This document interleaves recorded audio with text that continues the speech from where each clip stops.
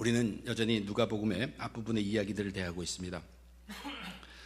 첫 번째 사건은 천사 게브리엘 천사가 400년 동안 영적으로 암흑시기였고 하나님의 계시와 하나님의 뜻과 살아있는 하나님의 말씀이 전해지지 않던 그 400년이라는 기간을 깨트리고 가브리엘이라는 천사가 이 땅에 왔습니다. 와서 제사장 사가랴를 만나는 그 사건입니다. 두 번째 사건은 우리가 오늘 본문으로 읽은 사건인데 거의 비슷합니다. 그 내용들은. 바로 그 가브리엘이라는 천사가 한 6개월 후쯤에 다시 나사렛이라는 동네에 가서 마리아, 예수님의 어머니인 마리아를 만나는 사건을 기록하고 있습니다. 첫 사건, 우리 지난주에 봤던 그 첫 사건의 주인공이 누굴까 생각해 보면 앞에서도 강조했듯이 그것은 천사입니다. 천사가 그 암흑의 순간을 뚫고 왔다는 얘기예요.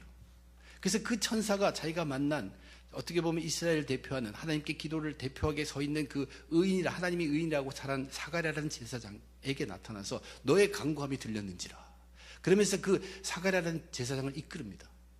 이끌어가고 있어요.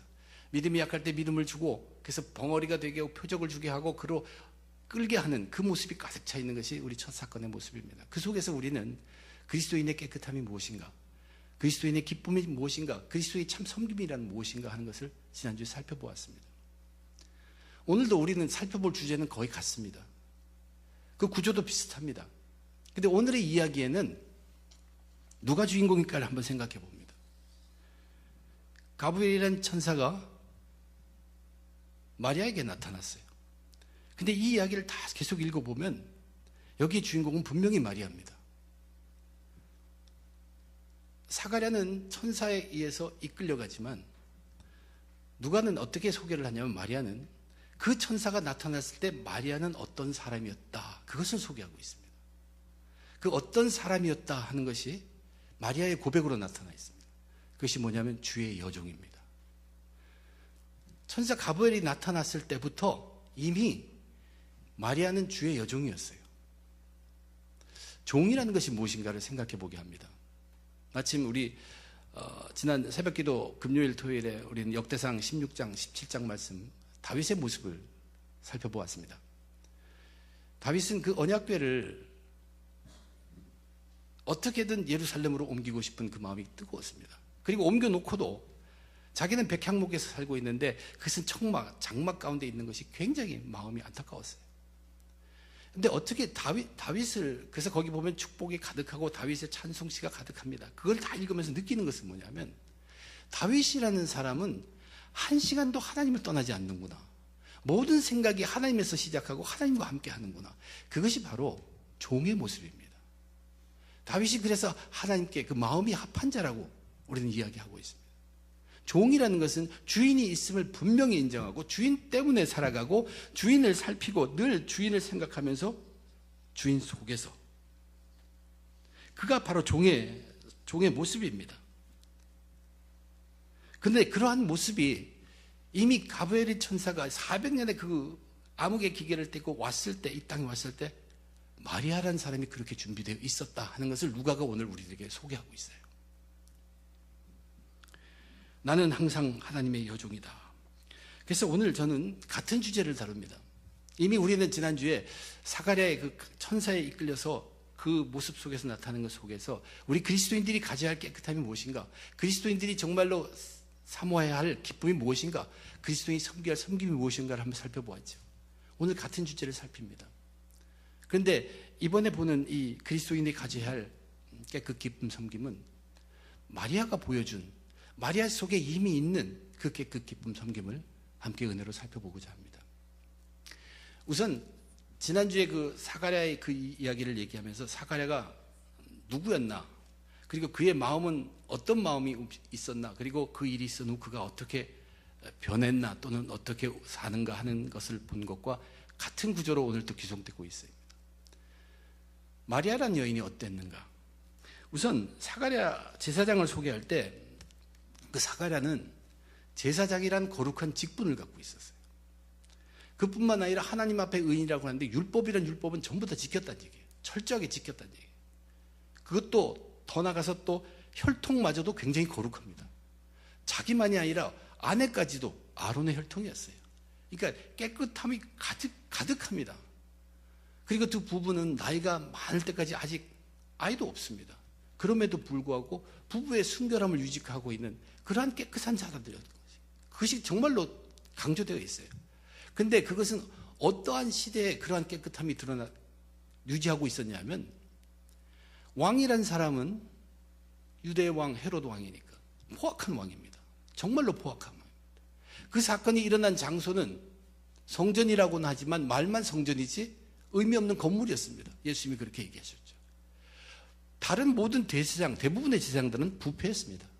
사람들은 죄 속에 뒹굴고 있었어요. 그런 가운데 이 사가랴는 제사장으로서, 거룩한 직분으로서, 거룩한 혈통으로서 법을 다 지키고 자기들의 순결도 지키고 있는 그런 깨끗함이었다고 이야기했습니다. 엄청난 노력으로 그의 깨끗함을 누가는 분명히 보여주었습니다. 그런데 오늘 마리아를 설명하는 그 깨끗함이 어떨까? 갈릴리 나사렛의 한 처녀, 한 여인, 다윗 혈통의 요셉이라는 자와 약혼한 처녀, 이게 전부다며. 이게 전부의 소개입니다. 그에 관한 소개 전부입니다. 당시 약혼이라는 것은 정혼에 이르기까지 약 1년 정도가 걸리고 그 절차가 있습니다. 그래서 약혼만 하고 아직 결혼한 여인은 아닙니다. 사가랴의 깨끗함을 비교한 거기에 비해서 굉장히 빈약한 것 같지만, 이제 그 다음에 이 게이브리엘 천사가 하는 마리아를 보고서 한 말씀을 통해서 누가는 이 마리아란 이 여인의 깨끗함을 아주 충격적으로 표현합니다. 그저 나이 어린 한 여인이라는 것, 나사렛이라는 동네에 요한복음에 있는 나다나엘이라는 사람이 나사렛에서 무슨 선한 것이 날 수 있느냐, 그 동네에는 선한 것을 기대할 수 없다, 그 동네는 악한 동네다, 악한 배경 속에서 참고 여리고 순한 순전한 어떠한 여인, 그 정도의 순결함, 깨끗함을 얘기하는 게 아닙니다. 가브리엘이 나타나서, 천사가 나타나서 첫 마디에 뭐라고 얘기합니까? 은혜를 받은 자여 평안할지어다, 주께서 너와 함께 하시도다.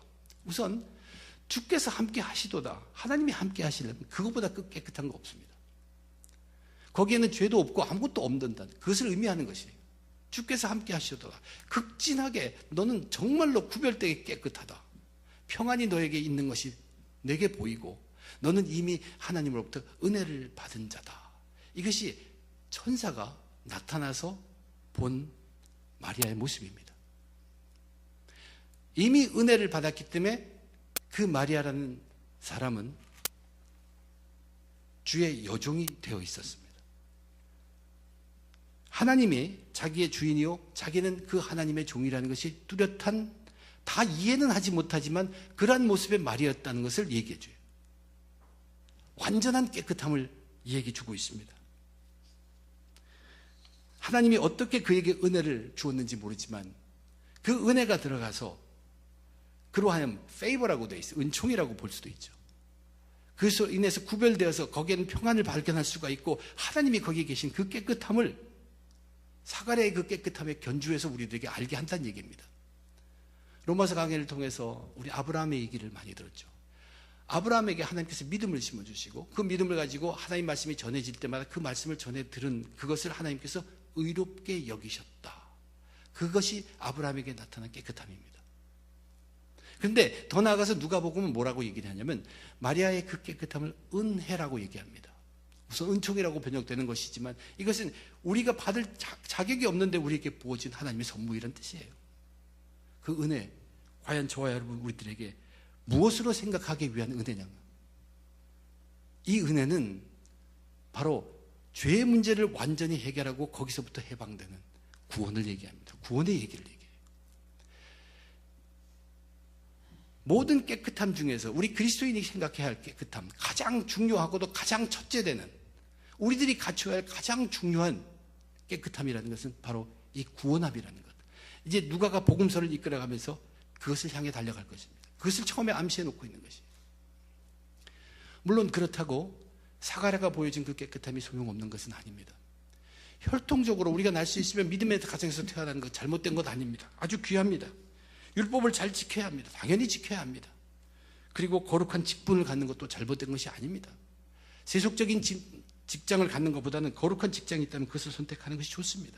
그러나 그런 환경을 다 건너서라도 우리는 우리의 최선을 다해서 깨끗하고 거룩하기 위한 우리의 노력은 쉬어서는 안 됩니다. 그것이 그리스도인의 모습이에요. 그러나 아무리 그런 것이 다 있다고 해도 반드시 그리스도인이라면 먼저 갖춰야 될 깨끗함이 있고 가장 중요한 갖춰야 될 깨끗함이 있다는 얘기예요. 그것이 뭐냐면 그리스도인으로서 죄의 문제를 먼저 해결받고 시작하는 것입니다. 그것이 우리의 믿음이에요. 예수를 믿는 믿음을 가졌을 때 우리는 구원받고 그 깨끗함을 소유하는 것입니다.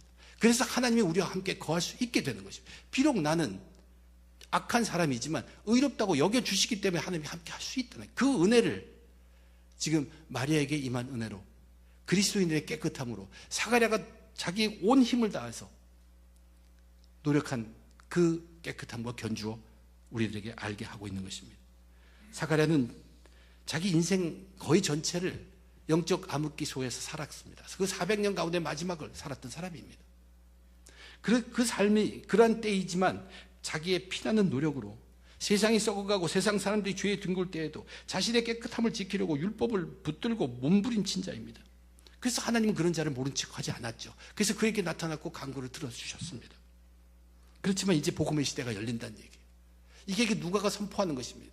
은혜가 폭포수처럼 퍼질 것이라는 것을 마리아에게 그 은혜를 부어주시사 보여주신 것이 마리아는 자기는 주의 여종입니다. 하나님이 어떻게 그를 이끌었든지 이미 주의 종이 되어 있고 하나님은 나의 주인이라는 것을 알고 있는 은혜로 그렇게 알고 있는 사람 그 마리아를 우리에게 소개하고 있습니다. 그래서 그에게는 평안이 있고 하나님이 동행하심이 함께 있다는 것이죠. 우리 그리스도인이 깨끗함을 위해서 정말로 노력을 해야 합니다. 이 험악한 세상에서도 우리는 깨끗함을 지키는 노력해야 합니다. 그러나 그 깨끗함의 시작점, 출발점은 분명합니다. 우리는 예수 믿고 구원받아야 합니다. 예수 믿고 구원받았을 때 하나님께서 그런 자를 깨끗하다고 인정해 주기 때문에 이제는 우리에게 하나님이 주신 평안이 있고 하나님과 함께 거할 수 있는 그 깨끗함을 우리에게 주어진다는 얘기예요. 그리고 우리는 부단히 사가랴가 보인 것처럼 우리의 의지도 필요합니다. 그렇지만 가장 중요한 것이 예수 믿고 구원받는 구원입니다. 구원의 깨끗함을 누가복음에 그 첫 번에 아예 처음 두 번째 사건 속에서 우리들에게 선포하고 있습니다. 이제 그 다음으로 이 첫 번째 이야기 때도 사가랴의 마음이 어떻게 움직이고 있나를 설명해 주었습니다. 사가랴의 마음을 읽은 그 천사가 와서 너의 간구함이 들렸다. 이제 너의 간구함이 지금 사가랴가 일생일 때 한 번 그 직책에 뽑혀서 거기서 들어가서 기도하는 그 마음이 무엇일까? 아주 간절하게 되어 있습니다. 비록 그러한 자기의 모든 기도할 만한 기도 제목도 많고 그렇지만 일생일 때 한 번 성소에서 분향을 할 그 직분을 맡은 그로서는 이스라엘의 구속과 예루살렘의 성량을 위해서 기도할 수밖에 없고 그것을 매달려서 온전히 기도했다는 얘기입니다. 그런데 하나님께서는 천사를 보내서 그 기도를 들었다고 하면서 그 기도를 들으시면서 답으로 얘기해 주는 것이 너에게 아들이 있을 것이다. 아들을 낳을 것이라는 얘기예요. 왜냐하면 그 아들이 바로 이스라엘의 구속과 예루살렘의 성량, 위로를 이룰 그 중요한 인물이기 때문에 준비하는 인물에게 그때 거기에서 본 우리 그 사가랴는 마음속에 있는 그의 기쁨은 무엇이냐? 비록 자기에게도 여러 가지 여건이 있고 간구할 것이 많지만 자기는 이제 대표로 뽑혀서 하나님 나라를 위해서 이스라엘을 위해서 간구하는 자기의 기쁨이 자기의 모든 간구가 자기의 기쁨의 중심이 아니라 하나님의 기쁨의 중심이 된 것을 우리는 그리스도인의 기쁨으로 지난주에 공부해 봤습니다. 그러나 여기 마리아의 표현, 마리아 속에 있는 그 감정의 이동을 오늘 누가복음에서 참 묘하게 표현하고 있습니다. 우선 사가랴는 천사가 나타났다는 것에 굉장히 무서워합니다. 놀랍니다. 거기에 비해서 마리아는 천사가 나타났다는 것보다 천사의 말씀에 이게 무슨 인사가 이런가 하고 표현하고 있습니다. 말씀에 놀랐다는 것이. 근데 그 인사의 첫 번째 말이 뭡니까? 은혜를 받은 자요. 이 여자아이입니다. 당시 시대의 여자아이는 사람 카운트할 때 수에도 들어가지 않고 여자도 그렇고 아이도 그런데 여자아이예요. 무언가 귀한 것을 받는다라는 그런 얘기를 들을 수가 없어요. 인사로 그런 것을 들을 수가 없는데 그 인사가 왔다는 것이에요. 이거 참 놓다는 이것은 뭐를 얘기냐면 마리아라는 사람이 종의 자세가 완전히 되어 있다는 것이. 자기는 어쨌든 하나님께 드린다. 어쨌든 그분을 섬긴다. 어쨌든 그분을 기쁘게 한다. 그 종의 상태가 있는 여자였기 때문에 그러한 놀라운 은혜를 받은 자여 얘기할 때 놀랄 수밖에 없습니다. 그런 자에게 가브리엘은 다시 그 무서움을 달래주면서 은혜 받은 것이 분명하다 얘기하면서 하나님의 계획을 그에게 들려주어요. 아기를 잉태하고 아들을 낳게 될 것인데 이름을 예수라 지으라. 근데 그 아기는 보통의 아기가 아니라는 얘기입니다. 큰 자가 될 것이고 지극히 높으신 이의 아들이라는 그렇게 불리우게 될 것이며 그는 다윗 왕조의 그 왕권을 부여받아서 나라를 다스리게 되고 그가 다스리는 나라는 영원 무궁할 것이다. 이것이 하나님의 계획입니다. 근데 이 하나님의 계획을 듣고는 마리아는 딱 질문을 하나를 합니다. 그 질문이 나는 남자를 알지 못하니 어찌 이 일이 있으리까? 이 질문을 하게 된 마리아의 심경의 움직임을 우리는 생각해 봐야 합니다. 마리아가 이 질문을 한 것은 우선 이 일이 일어난다는 것을 이해했다는 얘기입니다. 자기 속에 아이가 태어나고 그 아이가 큰 아이가 된다는 것은 이해를 했어요. 그런데 자기는 남자를 알지 못한다. 이 뜻이 무엇일까?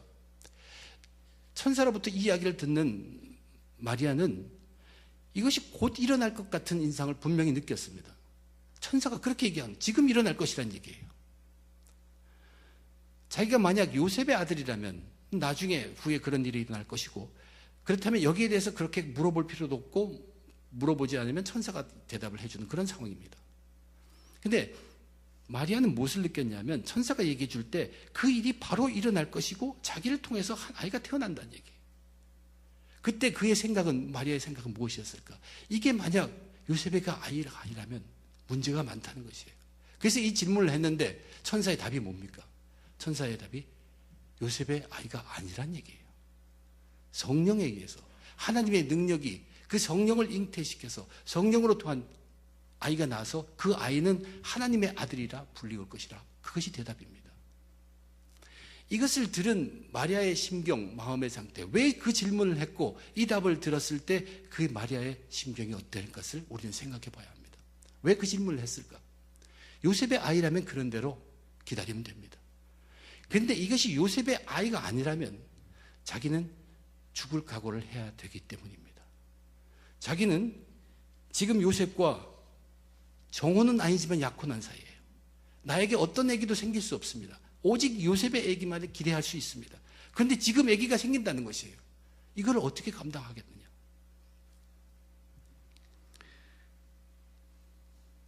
결국 마리아는 하나님의 뜻에 순종한, 왜냐하면 주의 여종이 있기 때문에 그러면서 그것을 각오한 것입니다. 이것을 각오하는 것이 여종으로서 마땅한 모습이라고 받아들인 것이에요.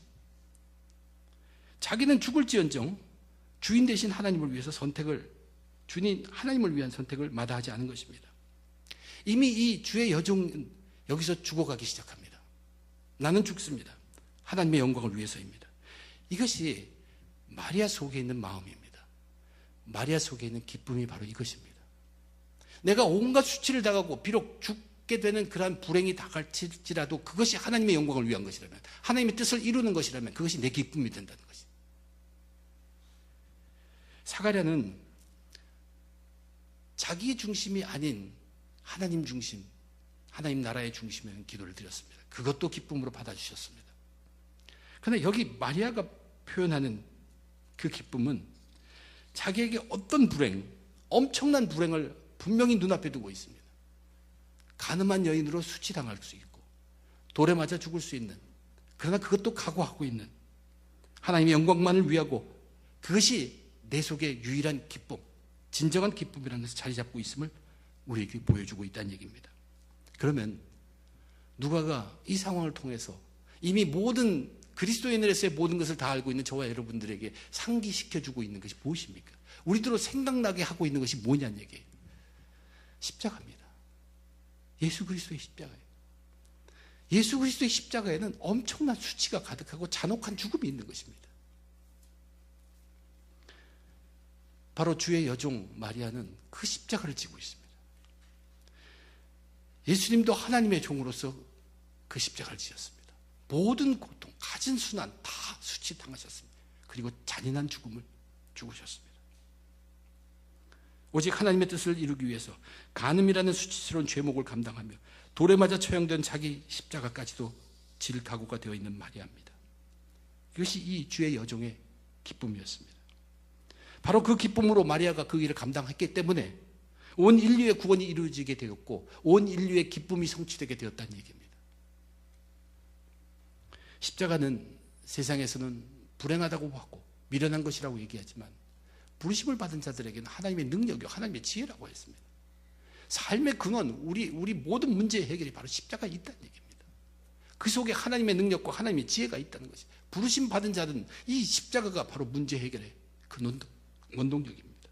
나는 죽고 하나님의 영광만 드러나는 것이 주의 여종 마리아의 기쁨이었습니다.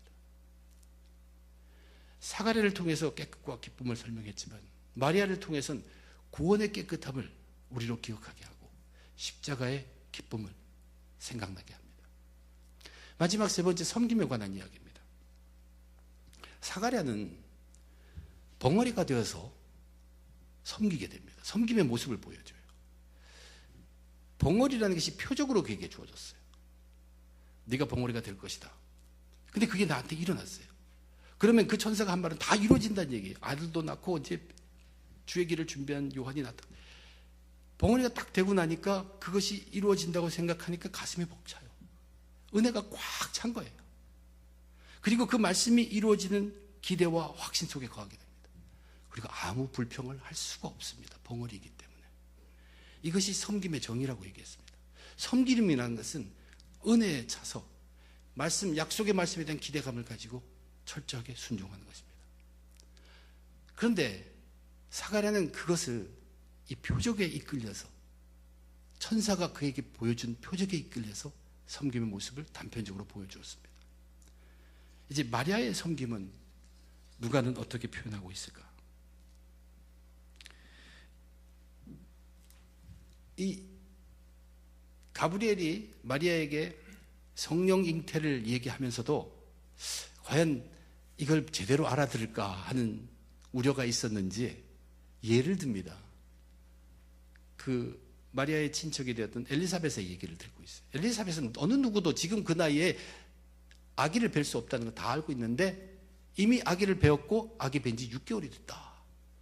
하나님이 하시고자 하면 하나님의 능력은 능치 못한 것이 없다. 하나님의 말씀 모든 것을 가능하게 할 수 있다. 그 말씀을 전한 것이. 그 전한 말씀, 대저 하나님의 모든 말씀은 능하지 못하심이 없느니라. 이것은요, 오래전에 아브라함과 사라에게 100살의 아이가 날 것이다 라고 얘기하신 그 얘기를 전한 천사가 한 말과 똑같은 얘기를 여기서 하고 있습니다. 그런데 천사 가브리엘이 하나님의 모든 말씀은 능하지 못하심이 없느니라 이 말씀을 하자마자 마리아는 그 말에 맞장구를 친 거예요. 맞습니다. 그 얘기입니다. 뭐라고 얘기합니까? 주의 여정이오니 말씀대로 내게 이루어지어다 하며 천사가 떠나가니라. 그 말씀 맞습니다. 이제 그 말씀 내게 이루어집니다. 그 얘기예요. 자신은 하나님의 종이라는 것이에요. 종이 뭡니까? 주인의 말씀대로 사는 것이에요. 말씀이 떨어지면 그대로 하는 것이 주의 여종이라는 얘기예요. 천사가 나타난 마리아는 그런 삶 유지하고 있는 그러한 자였습니다. 말씀이 하라는 대로 한다는 얘기예요. 이게 마리아가 보여준 섬김의 삶입니다. 마리아는 스스로 주의 여종이라고 하면서 자신은 오직 하나님 말씀 따라 섬기는 자임을 고백했고, 이제 그 고백, 맞장구 치듯이 얘기하는 그 고백을 듣고 천사는 바로 떠납니다. 이 천사가 나타나가 천사가 떠났다 하는 그 구절 속에 있는 내용인데, 이 천사가 떠났다는 것이 우리에겐 굉장히 의미 있는 얘기예요. 됐다는 얘기예요. 인정하는 얘기입니다. 마리아의 그 모습을 천사도 지금 인정하고 있습니다. 사가랴는 표적에 의해서 은혜를 갖게 되었어요. 표적에 의해서 이제 자기가 들었던 그 말씀, 약속이 다 이루어질 것은 기대감을 갖고 확신을 가졌습니다. 표적으로 인해서 입을 다물 수밖에 없고 불평 없이 이를 감당할 수 없게 되었지만, 마리아는 하나님의 말씀을 들으면서 늘 은혜에 풍성하게 차여 있었고, 하나님의 말씀을 들을 때 그것을 믿고 기대하고 확신하고 있을 뿐만 아니라 하나님의 말씀이 임하자 입을 전혀 열지 않습니다. 조금도 불평하지 않습니다. 그대로 믿고 순종하는 종의 모습, 섬기는 섬김의 모습을 보여준 것입니다. 누가가 지금 이 마지막에 마리아의 섬김의 모습을 보면서 우리 그리스도인들에게 강조하고 앞으로 이 복음서가 이끌어갈 그 내용이 무엇을 강조하고 있냐면 섬김의 원천은 하나님의 말씀이 있다는 것을 우리들에게 알게 하는 것입니다. 하나님의 말씀이 성령의 도움으로 우리들의 가슴을 쳐야 합니다. 말씀이 들려올 때 성령이 그것을 우리 쳐서 그것이 하나님의 말씀으로 다가올 때 그럴 때 우리는 어떻게 됩니까? 은혜라는 것으로 차게 됩니다. 성령이 도와주셔서 말씀이 하나님의 말씀으로 다가오면 우리는 그것을 확신하게 되고 믿게 되고 그러면 우리는 기대하게 됩니다. 그리고 그러한 말씀이 강압적으로 권세적으로 떨어지게 되면 우리는 감히 입을 열지 못합니다. 불평이라는 있을 수 없습니다. 그건 믿고 믿는 대로 따라서 행하는 섬김을 행하게 된다는 얘기예요. 하나님 말씀 속에는 분명히 표적이나 기적 이상의 효과가 있음을 우리는 알아야 합니다. 그것이 그리스도인이 말씀을 대하는 태도입니다. 어떤 표적과 어떤 기적보다도 더 큰 능력이 있고 더 큰 효과가 있는 것이 하나님의 말씀입니다. 오늘날에 자기가 믿음의 사람이라고 하면서도 다른 건 다 믿겠는데 이 동정녀가 성령의 잉태돼서 예수가 동정녀를 통해 탄생한 것을 그건 믿지 못하겠다는 사람이 있는데 그건 믿지 못하는 것이 아니라 믿지 않는 것입니다. 우리가 믿는 것은 믿음이 아니죠.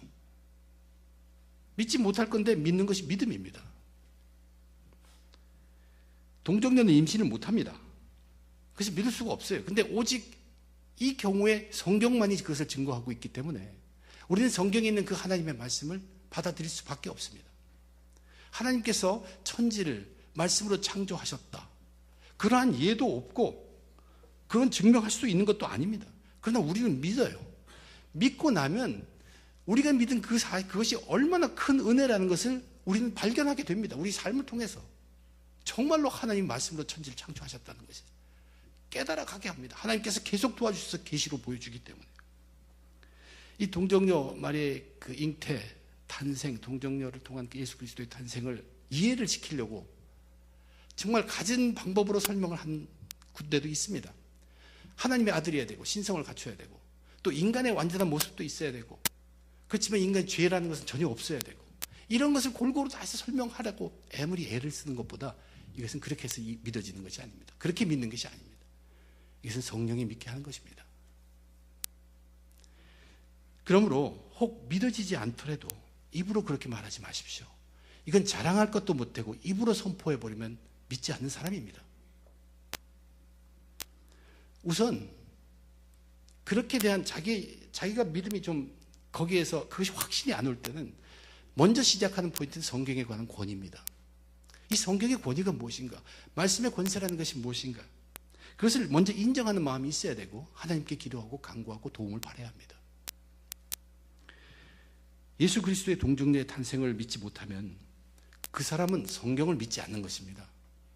왜냐하면 성경 곳곳에 속속이 전부 믿음으로만 이해하고 믿음으로만 받아들일 수 없는 내용으로 가득 차 있습니다. 그러나 그것을 믿고 생활을 하다 보면 이 성경처럼 진리된 것이 없다는 것을 또한 발견하게 된다는 얘기예요. 우리 그리스도인들이 하나님을 섬기고 이웃을 섬기는 그 섬김의 원천은 바로 성령을 통해서 다가오는 하나님의 말씀이 있다는 것입니다. 사가랴가 보여준 깨끗함, 그 배경적으로 환경적으로 혈통적으로 그는 깨끗한 사람이었어요. 그리고 그의 의지와 노력도 그 험한 세상, 험난한 악한 세상에서 그 깨끗함을 유지했습니다. 이것도 중요합니다. 거기에 비해서 마리아가 보여준 깨끗함은 뭐냐면 전적으로 하나님께서 퍼부어 주신 은혜입니다. 그것을 믿는 믿음으로 인한 하나님이 인정하시는 주의 여종의 깨끗함이었다는 것이에요. 이것이 저와 여러분 우리들에게도 와 있다는 얘기예요. 그것이 바로 예수의 은혜입니다. 예수를 우리에게 주셔서 은혜 부어주시는 은혜로 지금 믿고 우리가 구원을 얻는 것, 그것이 우리 깨끗함의 가장 귀한 것이며 가장 첫 출발점이라는 것. 그 구원을 상기시키는 사람이 예수 그리스도입니다. 새벽 기도마다 우리는 구원을 생각합니다. 왜냐하면 시작을 그것으로 해야 되기 때문에. 얼마나 많은 사람들이 그리스도인이라고 하지만 구원 생소해하고 구원 얘기할 수도 없고 구원에 대해서 알지도 못하는 사람 얼마나 많습니까? 왜 교회에서는 할 일도 많고 다뤄야 할 문제도 많은데 왜 늘 그 얘기만 하냐? 그럴지 모르지만 이 구원이 모든 문제 해결의 시작입니다. 구원이 있어야, 구원을 받아야 하나님의 역사가 일어나기 시작하기 때문에 그렇습니다. 우린 구원을 잊어서는 안 됩니다. 구원을 우리에게 굉장히 귀한 것입니다. 구원을 누가복음은 앞으로 복음서가 이끌어갈 우리들의 가장 귀한 깨끗함 중에 첫 출발점이라고 이야기하고 있습니다. 기쁨은 어떤 것인가? 사가랴가 보여준 기쁨은 자신의 기쁨을 구하지 않았습니다. 그리고 하나님의 뜻이 이루어짐을 기뻐하고 간구하였습니다. 그렇지만 마리아가 보여준 기쁨은 하나님의 기쁨을 위하여 수치, 죽음, 그것까지도 각오한 주의 여종의 기쁨이었습니다. 저와 여러분, 우리들에게 세상은 미련하다고 하지만 바로 그러한 기쁨을 누리게 하는 것이 우리들에게 주어져 있습니다. 그것이 예수 그리스도의 십자가입니다. 예수 그리스도의 십자가는 비참하고 비통하고 슬픔이 가득한 것 같지만 정작 부르심을 입은 그리스도인에게 그것이 예수 그리스도의 십자가가 하나님의 능력이요 하나님의 지혜라고 했습니다. 그것을 통해서 십자가를 붙들고 우리가 그것을 놓지 않고 살아갈 때 모든 문제 해결을 거기서부터 시작하고 그것으로 해결하려고 할 때 하나님이 영광 받으십니다. 우리들에게도 기쁨이 주어요. 사가랴에게도 기쁨이 있게 하셨습니다. 우리는 예수 그리스도의 십자가, 우리의 기쁨이라는 것 잊지 말아야 합니다. 처참한 것 같지만 저게 우리의 진정한 기쁨이라는 것을 다지고 다져서 그것이 완전히 우리 것이 되기까지 우리는 이 땅에서 삶을 마감하기 전까지 그것이 완전한 우리의 기쁨이 되어야 합니다. 사가랴가 보여준 섬김, 표적으로 인해서 그 속에서 풍성하게 나타난 섬김의 모습이었지만 마리아가 보여준 섬김은 무엇입니까? 나는 주의 여종이라는 것이, 주님의 말씀, 우리 주인의 말씀만 떨어지면 당연히 하는 자다. 그것으로 섬김을 보여주었습니다. 저와 여러분, 우리들의 섬김도 성령에 의지하며 철저하게 하나님의 말씀에 순종하는 섬김, 그것이 그리스도인들의 섬김입니다. 저는 오늘 말씀을 마감하면서 저와 여러분, 우리 그리스도인들입니다. 분명히 우리들은 그리스도인이라면 정말로 잊지 말고 기억하고 매일매일 반복하고 되새겨야 할 것들이 있습니다. 그것이 구원이요, 그것이 십자가요, 그것이 하나님의 말씀의 권세입니다. 이것을 떠나서는 우리는 그리스도인이라고 얘기할 수 없습니다. 세상의 많은 문제, 내가 병든 문제, 이런 것을 해결하기 위한 그 근원도 바로 여기에 있다는 것이, 그것을 인정하고 그대로 사는 것이 그리스도인의 모습입니다. 내 앞날에 무엇이 힘들고 어렵고 한데 그 문제의 근원도 바로 여기 구원함에 있고 십자가에 있고 말씀에 있다는 것을 믿고 그대로 사는 것이 그리스도입니다. 저와 여러분, 우리들은 당면한 문제에도 민감해야 합니다. 그러나 더 우리가 민감해야 될 것은 그러한 모든 문제들도 바로 여기에 관련되어 있다는 것을 잃어서는 안 된다는 것이죠. 외쳐서 주한교회 우리 그리스도인들, 우리는 깨끗함을 추구하는 사람들입니다. 사가랴에 노력한 의지적인 노력은 당연히 있어야 합니다. 그러나 우리는 어디서 출발해야 되는 것도 오늘 다시 한번 각오합니다. 구원의 깨끗함에서 출발해야 합니다. 구원을 잊지 마십시오. 내가 구원받은 자라는 것을 각오하고 그것으로 하루를 열기를 바랍니다. 그리고 우리는 그리스도인의 기쁨을 향해서, 그것이 내 가슴을 꽉 차고 내 가슴을 이끈 그러한 사람이 되기를 목표로 향해서 달려가고 있는 사람들이에요. 처음부터 되는 건 아니겠지만 예수 그리스도의 십자가가 내 가슴에 완전히 담겨지는 것, 그것이 내 인생의 마지막에 결론 지을 수 있는 기쁨이었다라고 우리의 인생을 결론 지을 수 있기까지 예수 그리스도의 십자가를 놓아서는 안 됩니다. 내가 무엇을 하든 그 섬김이라는 것은 그 모든 기본이나 모든 것이 말씀에 다 있다는 것을 인정하고 오직 말씀대로 그것을 믿고 순종하며 따라가는 그 모습, 말씀에 순종할 때 그것이 우리의 입을 다물게 해줍니다. 우리가 은혜가 떨어질 때는 우리의 지식이, 우리의 생각이 최고인 것 같아요. 그렇게 보면 잘못된 것만 보여요. 우리 입이 터지기 시작합니다. 불평과 불만이 가득 찹니다. 그러나 말씀으로 시작하면 은혜가 넘칩니다.